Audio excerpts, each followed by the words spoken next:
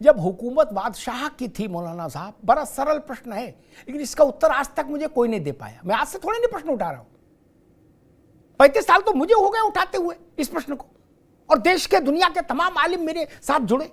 जब बादशाह के पास अथाह जमीन थी तो आपने काशी में सटा के मस्जिद क्यों बनाई? मथुरा में जन्म स्थान पर ईदगाह क्यों बनाया? आपके पास तो पूरा ब्रज खाली पड़ा था।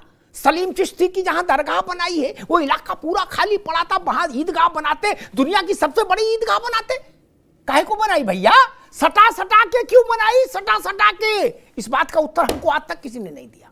इस बात का उत्तर दे देंगे तो आपकी नीयत पर सवाल उठेगा। हमको मालूम है जन्नत की हकीकत, हमको मालूम है कि आपने सटा के क्यों बनाई, आप क्या सिद्ध करना चाहते थे। आप भारत के माथे पर लात रखकर खड़े होना चाहते थे, आप भारत की छाती पर लात रख के खड़ा होना चाहते। कोई विद्वान मुझे बता दे कि विश्वेश्वर महादेव के आंगन में आपने वो छोटी सी मस्जिद क्यों बनाई? पूरा काशी खाली नहीं था क्या? और जहां आपने मस्जिद बनाई वहां मुस्लिम आबादी भी नहीं है, घनत्व तो नहीं है। उससे कई किलोमीटर आगे जाके मुस्लिम आबादी है काशी में, बात मैंने पहले भी उठाई थी। वहां क्यों नहीं मस्जिद बनाई जहां नमाज पढ़ने वाले थे? मथुरा में आपने जहां ईदगाह बनाया वहां मुस्लिम रिहायश का घनत्व तो नहीं है मौलाना साहब। जहां घनत्व तो है वहां क्यों नहीं बनाया?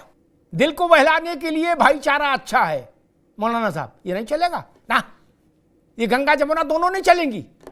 मैं उत्तर देता हूं सटा के क्यों बनाई। आप भारत की आत्मा को घायल करना चाहते, आप भारत की मर्यादा को तार तार करना चाहते, आप भारत की आत्म तत्व को लहूलुहान करना चाहते थे, आप भारत की आध्यात्मिक चेतना के पवित्र दिए को बुझाना चाहते थे। वो हालांकि आपके लिए संभव नहीं था लेकिन आपकी कोशिश थी। आप रामकृष्ण और शंकर को नहीं जानते थे? जानते थे। भारत में उनकी स्थिति जानते थे, उनके प्रति श्रद्धा अध्यात्म की चेतना को पहचानते थे।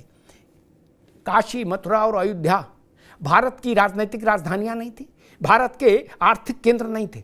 फिर आप सब लोग वहां आए किस लिए? कबड्डी खेलने? नहीं ना। दुनिया के किसी इलाके में ज्ञान वापी नाम से कोई दूसरी मस्जिद है क्या? कहीं हो तो बता दीजिए।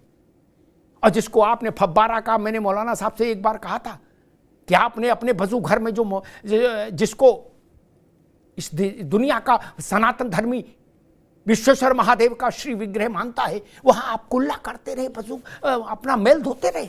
और आज भी अगर सुप्रीम कोर्ट उसको रोकता नहीं तो आप वही प्रक्रिया जारी रखते। और कल अगर जांच में साबित हो गया कि वो शिवलिंग था, है, तो मौलाना साहब मुंह दिखाने के लायक नहीं रहेंगे लोग। ये हिंदू कैसे सहन करेगा कि 400 साल उसके शिवलिंग पर लोग कुल्ला करते रहे? कैसे सहन करेगा?